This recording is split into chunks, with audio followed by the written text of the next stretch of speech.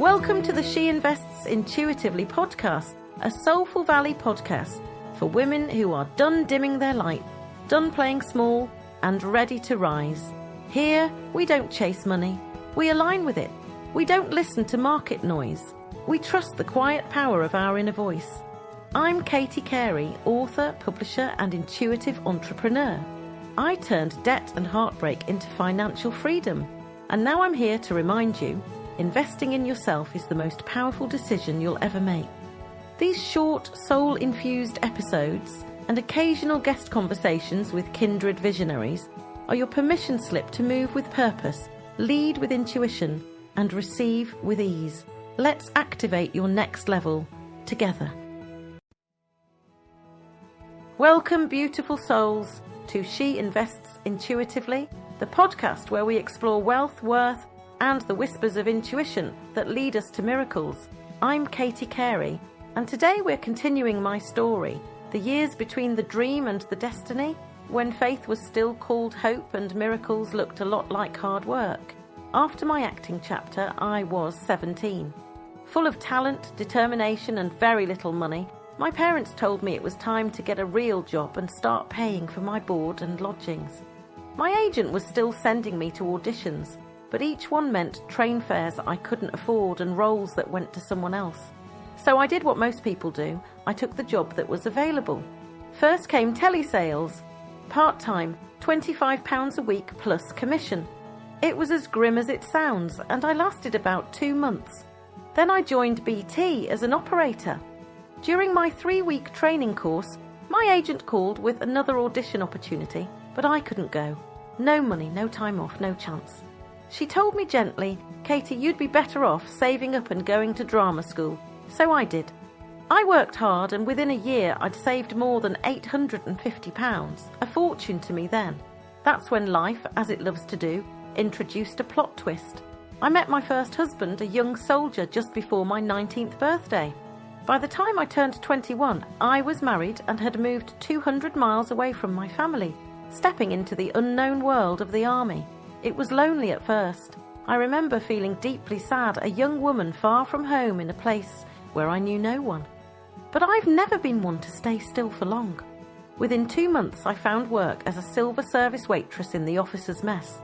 And let me tell you, for a 21-year-old, being told to deliver tea to officers' bedrooms at 5:30 a.m. while they lounged in bed was an experience.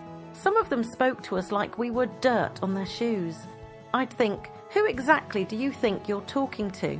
But I smiled politely, poured the tea, and quietly promised myself that one day I'd never take that tone from anyone again.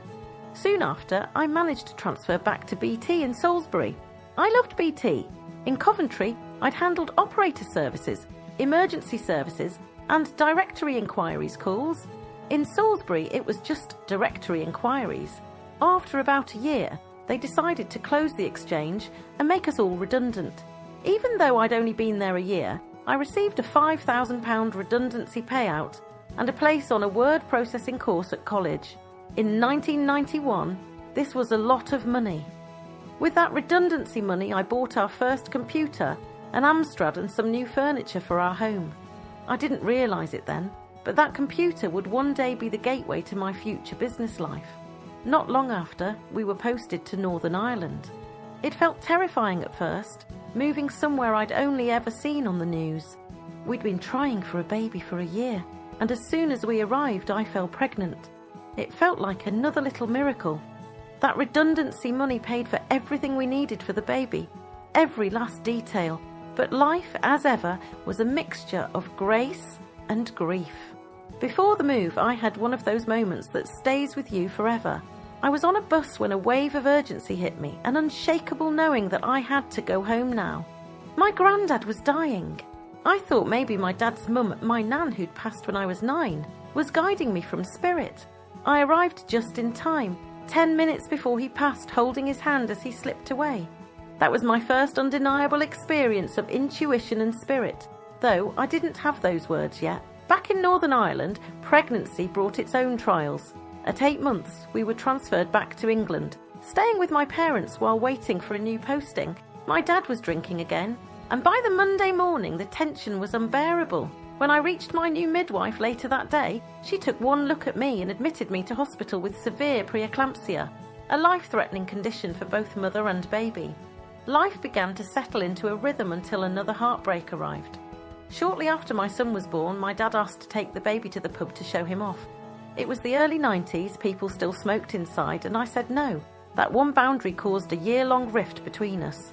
When we finally made peace, he died a week later. The grief was enormous, yet within weeks life found a way to move again. Not long after his passing, I fell pregnant again. That second pregnancy was likely twins, but one did not survive.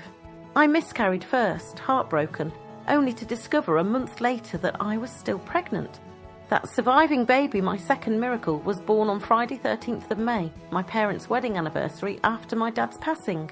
2 years later came my daughter, the only one I was awake to see born. That pregnancy was stressful. We lived in a block of 6 flats where parties raged every night, and I developed gestational diabetes.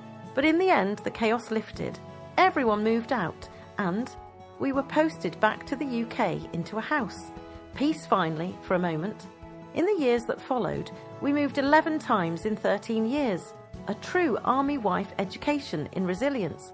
Jobs that fit around my husband's postings, and our 3 children were almost impossible to find. So I created my own. I sold products on party plan and direct selling schemes, registered as a childminder, did whatever it took to keep the family afloat. There was never quite enough money, but somehow the essentials always appeared, often at the last possible moment. Later, when my youngest was about 3, we returned to Germany for a second posting, and I got a part-time job as PA to the family's officer. I loved it, the organisation, the purpose, even if the pay was small. By then I had learned to make the best of any opportunity, to squeeze gratitude out of every situation. All of those years, the relocations, the babies, the jobs and layoffs taught me to adapt, to trust, to listen to the quiet nudges that said, try this, move there, keep going. They also planted the seeds of independence that would one day grow into entrepreneurship. In 2002, we finally bought a house back in England. That move came with heartbreak. A week before we were due to move, my mum's mum, the nan who had always believed in me, who took me on buses to auditions in London and quietly paid the fares, was diagnosed with lung cancer. I remember riding my bike to work that Thursday morning, crying all the way after hearing the news. The following week, I was crying again. Devastated to learn she had passed away. The day after we moved into our new house was her funeral. 3 days later, I took my driving test, still raw with grief, and failed it. Losing her broke my heart. She had been the one who believed in my dreams before anyone else. And even now I feel her with me, guiding me from spirit the way she always guided me in life.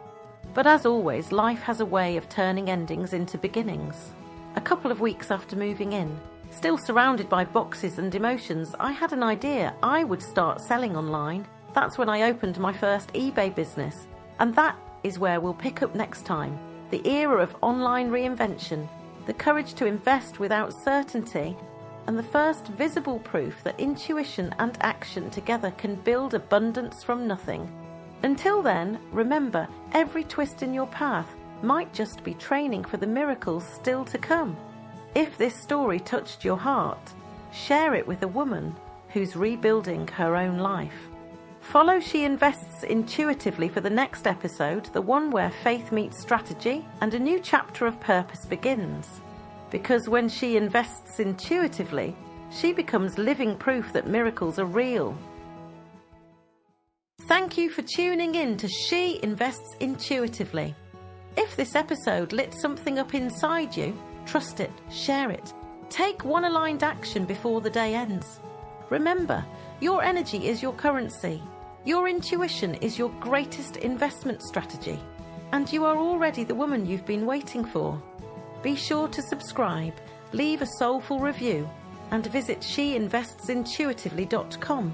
Here's our disclaimer. The stories and insights shared in this podcast are for inspiration and educational purposes only and are not financial advice. Always trust your intuition and seek professional guidance when needed. When you've finished here, come and join me over on the Soulful Valley podcast, where inspiring authors, healers and visionaries share their journeys of awakening, purpose and transformation. Until next time, keep rising, keep trusting, keep investing intuitively.